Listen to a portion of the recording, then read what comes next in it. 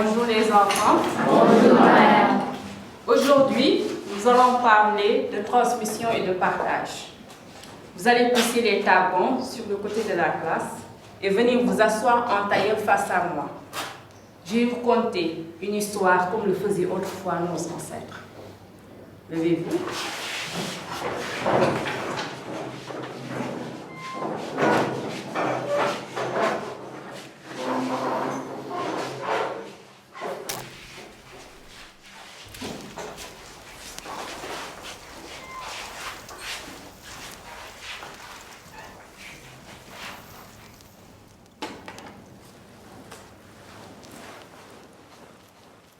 Il était une fois un village nommé Sarebafé, situé dans un lointain pays de la savane. Les rivières abondantes et la végétation verdoyante égayaient la vue au village. Le génie protecteur du baobab sacré protégeait le village de tout malheur. Mais un jour, le village fut frappé par la famine. Chaque jour, les notables du village se réunissaient pour aller demander secours au baobab sacré. Ô baobab, notre grand recours!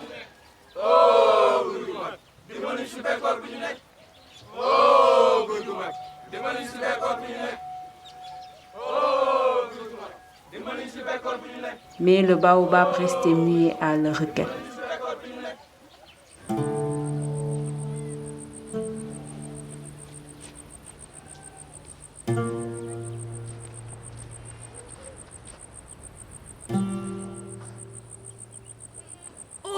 Baobab, notre grand recours. Oh, génie protecteur, revenez notre village. Mes chers enfants, mes portes vous ont fermées car mon âme est affectée par certains agissements des gens du village. Si vous réussissez à retrouver ma feuille d'or qui me donne mes pouvoirs, je vous aiderai. Rendez-vous à la mine abandonnée, la vieille pépite d'or vous aidera.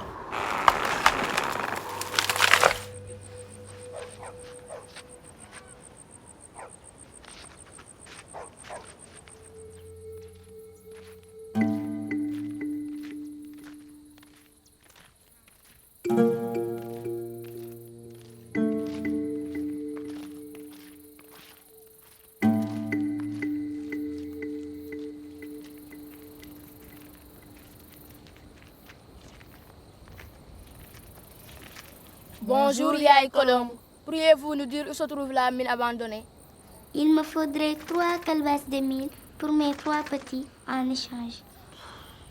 Babou et Yacine reprirent la route, se demandant où ils pouvaient trouver 3 calebasses de mine en une telle période de famine. En chemin, ils rencontrèrent un garçon handicapé appelé Jerry, qui jouait rarement avec eux. Parfois, il recevait de l'aumône. fu ngeen di jëm ak seen kanam mu ñagas yi yéen ñi nga xam ne fu leen daan fekk da ngeen di bëgg. Depuis ce matin, on sait 3 calebasses de mine pour Yaye Colombe. ñëw leen. Les enfants exposèrent leurs problèmes à Jerry le solitaire, qui leur offrit 3 calebasses de mine qu'il avait reçues en aumône. 10 000 oh. Fous de joie, ils apportèrent les calebasses à la colombe qui leur dit que la mine se trouvait là où le soleil se couche, à l'ouest.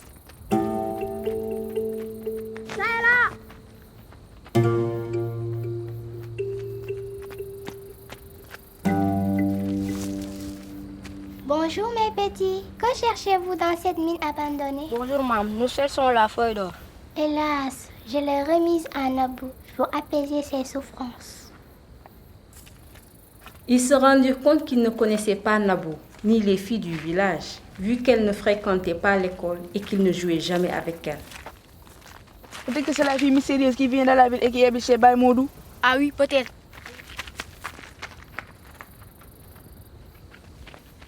Viens avec nous.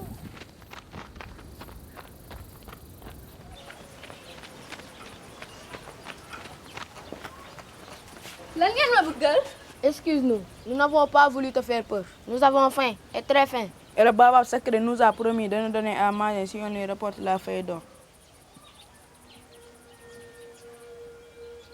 Je vivais heureuse avec mes parents. Quand la mort me les arracha, on m'amena ici à Sarebaf chez mon oncle qui décida d'arrêter mes études.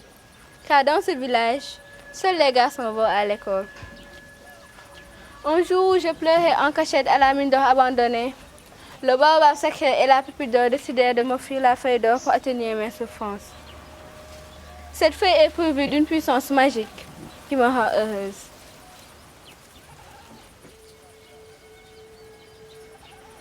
Mais puisqu'il en est ainsi, je vous l'offre avec un grand plaisir.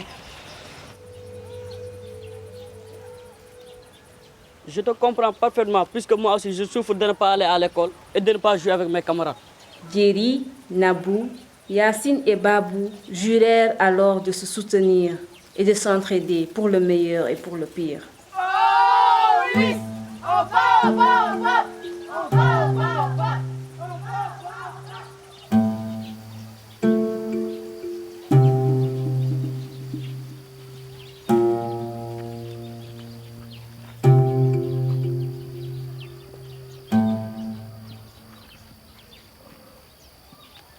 Oh, baobab! Oh, baobab! Oh, baobab!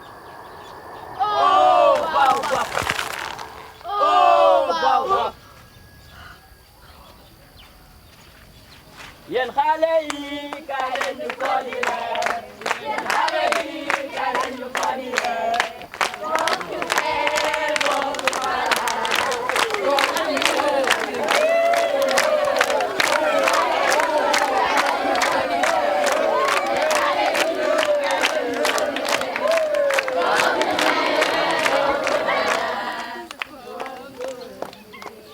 Oh, les enfants. D'où vient toute cette gourmandise? C'est le baobab qui nous les a offerts. Et les enfants racontèrent leur aventure. Si je comprends bien, le village vit au rythme du cœur de Nabou. Et si elle devenait malheureuse?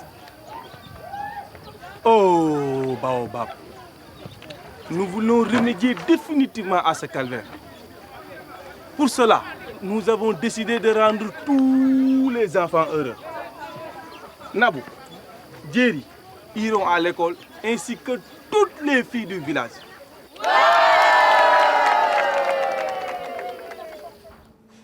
C'est ainsi que d'autres écoles furent construites. Nabou, Djeri et toutes les filles se rendirent à l'école.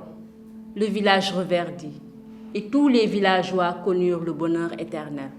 S'il n'avait pas de filles, je n'irais pas à l'école. Moi non plus. Moi non plus.